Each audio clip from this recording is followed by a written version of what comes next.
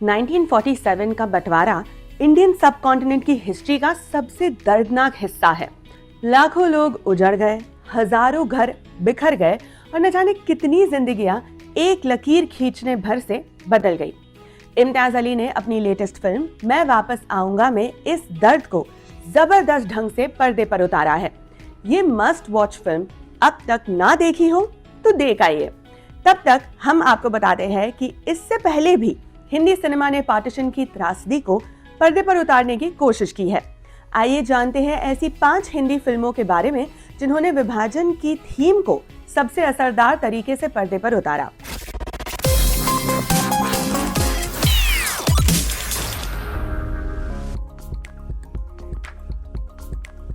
पिंजर को चंद्र प्रकाश द्विवेदी ने डायरेक्ट किया था। इसमें उर्मिला मातोंडकर, मनोज बाजपेयी, संजय सूरी, प्रियांशु, ईशा कोप्पिकर और कुलभूषण खरबंदा ने काम किया। पिंजर अमृता प्रीतम के इसी नाम के पंजाबी नॉवेल पर बनी फिल्म थी, जो किताब से बेहतर साबित हुई। कहानी पूरो नाम की एक हिंदू लड़की की है, जिसे बंटवारे से पहले राशिद नाम का एक मुसलमान नौजवान उठा ले जाता है। ये कदम पुरानी खानदानी दुश्मनी का बदला था। पूरो धीरे धीरे अपनी पुरानी पहचान खोकर हमीदा बन जाती है। जब बंटवारे की आग भड़कती है और उसका अपना परिवार तबाही की कगार पर होता है, तो वही पूरो जिसे उसके घर वालों ने ठुकरा दिया था, उन्हें और दूसरों को बचाने के लिए आगे आती है। फिल्म का सबसे ताकतवर पहलू ये है कि इसकी कहानी सिर्फ हिंदू मुस्लिम कॉन्फ्लिक्ट के इर्द गिर्द नहीं रहती, बल्कि एक औरत के वजूद, उसकी पहचान और उसके जीने की तमन्ना की दास्तान कहती है। उर्मिला मातोंडकर ने पूरो के किरदार में अपने करियर की सबसे बेहतरीन अदाकारी पेश की और मनोज बाजपेयी ने राशिद जैसे पेचीदा किरदार को बेहद गहराई से निभाया। फिल्म को क्रिटिक्स ने हाथों हाथ लिया। पिंजर ने राष्ट्रीय एकता पर बेस्ट फिल्म का नेशनल अवार्ड जीता। हाँ, उस जमाने में ऐसी फिल्मों को मिल जाया करते थे अवार्ड्स। फिल्म का म्यूजिक कमाल का था और आज भी पिंजर एक एल्बम को पसंद करने वाले मिल जाएंगे आपको। ये फिल्म बंटवारे पर बनी हिंदी फिल्मों में बिल्कुल अलग खड़ी नजर आती है, क्योंकि इसने एक औरत के नजरिए से उस दौर का दर्द सामने रखा, जो आमतौर पर इतिहास की किताबों में दर्ज नहीं होता।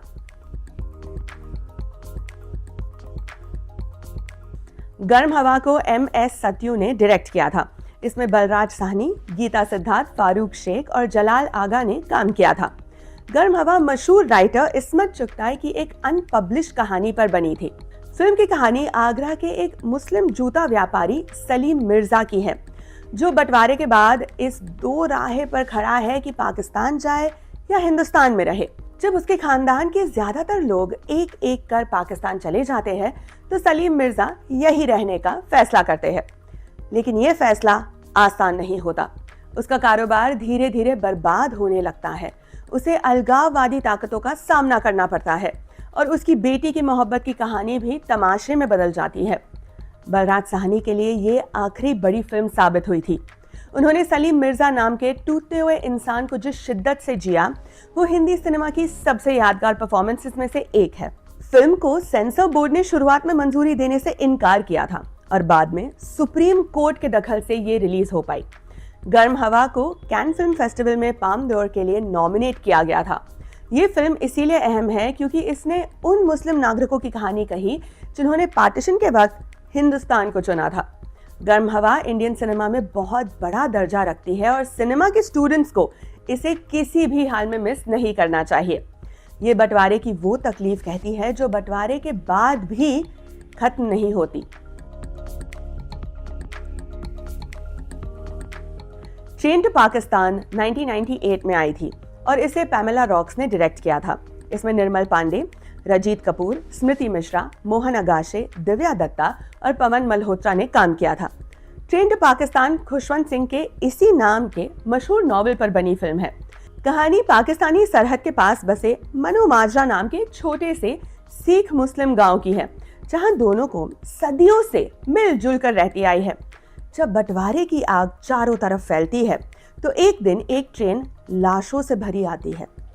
इस वाकये के बाद गांव का माहौल बदल जाता है और बाहरी लोग अमन को तोड़ने की कोशिश करते हैं। गांव का डकैत जग्गा, जो एक मुस्लिम लड़की नूरो से मोहब्बत करता है, आखिरकार एक बड़ी कुर्बानी देकर इंसानियत की मिसाल कायम करता है। निर्मल पांडे ने जग्गा के किरदार में जानदार अदाकारी की थी। फिल्म को मिली जुली समीक्षाएं मिली थी। कुछ लोगों ने नॉवेल से अलग ली गई क्रिएटिव लिबर्टी पर सवाल उठाए थे, लेकिन फिल्म की जज्बाती ईमानदारी को सराहा गया। ट्रेन टू पाकिस्तान की सबसे बड़ी खासियत ये है कि ये आम लोगों की कहानी कहती है। वे लोग जो न नेता थे न सत्ता में थे, लेकिन जिनकी जिंदगियां उन फैसलों की भेंट चढ़ गई जो उनसे पूछे बिना ली गई। खुशवंत सिंह का ये नॉवेल और उस पर बनी ये फिल्म दोनों ये सवाल पूछते हैं कि क्या एक साधारण इंसान की इंसानियत मजहबी नफरत से बड़ी है। ट्रेन टू पाकिस्तान एक जरूरी फिल्म है जिसे हर हाल में देखा जाना चाहिए। – 1998 में ही 1947 अर्थ आई थी, जिसे दीपा मेहता ने डायरेक्ट किया था। इसमें आमिर खान, नंदिता दास, राहुल खन्ना, शबाना आजमी और कुलभूषण खरबंदा ने काम किया था। 1947 अर्थ दीपा मेहता की मशहूर एलिमेंट्स ट्रिलॉजी का हिस्सा है। ये फिल्म बापसी सिधवा के नॉवेल क्रैकिंग इंडिया पर बनी है। कहानी लाहौर में रहने वाली एक छोटी पारसी बच्ची लेनी की आंखों से बयान होती है। लेनी की आया शांति, जो एक हिंदू है, को कई मजहबों के नौजवान चाहते हैं, हिंदू, मुस्लिम और सिख। इसमें से एक है दिल नवाज उर्फ आइस कैंडी मैन। इस किरदार को आमिर खान ने निभाया था। जब बंटवारा होता है और दिल नवाज के परिवार को मार दिया जाता है तो वो बदल जाता है और शांति को भीड़ के हवाले कर देता है। आमिर खान ने आइस कैंडी मैन के रूप में बेहद पेचीदा किरदार निभाया था। एक ऐसा इंसान जो पहले मोहब्बत करता है और फिर नफरत का हथियार बन जाता है। नंदिता दास ने भी अपने करियर की टॉप परफॉर्मेंसेस में से एक दी थी। फिल्म का म्यूजिक भी बहुत पसंद किया गया था। फिल्म ने इंटरनेशनल लेवल पर खूब तारीफें बटोरी और कई फिल्म फेस्टिवल्स में अवार्ड्स जीते। 1947 अर्थ की अहमियत इसीलिए भी है क्योंकि ये एक बच्चे की मासूम नजरों से उस दौर की क्रूरता दिखाती है। बच्चों को हिस्ट्री समझ नहीं आती, लेकिन दर्द समझ आता है। इस खास अंदाज ने इस फिल्म को बंटवारे पर बनी फिल्मों में एक अलग मुकाम दिलाया।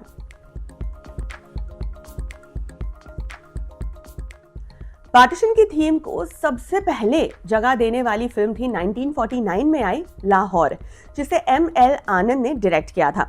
इसमें करण दीवान, नरगिस, ओम प्रकाश और प्रतिमा देवी जैसे कलाकारों ने अहम किरदार निभाए थे। लाहौर की कहानी बंटवारे से पहले के लाहौर में बसी है। चमन और लीलो पड़ोसी भी है, कॉलेज में साथ भी पढ़ते हैं और एक दूसरे से मोहब्बत भी करते हैं। उनके घर वाले भी इस रिश्ते से खुश हैं, लेकिन चमन के घर की माली हालत बहुत खराब है। बड़ा भाई देव शराबी और निकम्मा है। इस सब के बीच चमन को बॉम्बे में पढ़ने की स्कॉलरशिप मिलती है। वो 100 रुपए प्रति महीने घर भेजता है, लेकिन देव हर मनी ऑर्डर हड़प लेता है। जब चमन वापस लौटता है तो लीलो की शादी कहीं और तय हो रही होती है। इसी बीच बंटवारा हो जाता है और दंगे भड़क उठते हैं। चमन अपने घर वालों के साथ भागता है, लेकिन लीलो लाहौर में पीछे रह जाती है, जहां एक मुस्लिम मर्द उसके घर पर काबिज हो जाता है। एक सब प्लॉट में राधा को बंटवारे के दौरान जुल्म का शिकार होना पड़ता है और उसका प्रेमी रमेश उसे ठुकरा देता है। आखिरकार चमन सब्जी वाले का भेष बनाकर लाहौर पहुंचता है और लीलो को वहां से निकाल लाता है। एक मुस्लिम लड़की सलमा भी इसमें उसकी मदद करती है। फिल्म की सबसे खास बात यह है कि उस जमाने में जब जुल्म की शिकार औरतों को ही मुजरिम समझा जाता था, इस फिल्म ने साफ कहा कि कसूर उनका नहीं है। लीलो के साथ जो हुआ उसे लेकर चमन की मोहब्बत में जरा भी फर्क नहीं आता। ये बात उस दौर के लिहाज से बेहद आगे की सोच थी। लाहौर को पार्टीशन की थीम पर बनी हिंदी सिनेमा की सबसे पहली फिल्म का दर्जा हासिल है और इसी वजह से ये एक अहम फिल्म बन जाती है। ये पांचों फिल्में बंटवारे की तकलीफ को अलग अलग नजरिए से दिखाती है। गर्म हवा में भारत को चुनने वाले एक मुस्लिम परिवार की तकलीफ है, पिंजर में एक औरत का दर्द है, ट्रेन टू पाकिस्तान में एक गांव की साझी पीड़ा है, 1947 अर्थ में एक बच्चे की मासूम निगाह है और लाहौर में उस शहर की याद है जो एक रात में पराया हो गया।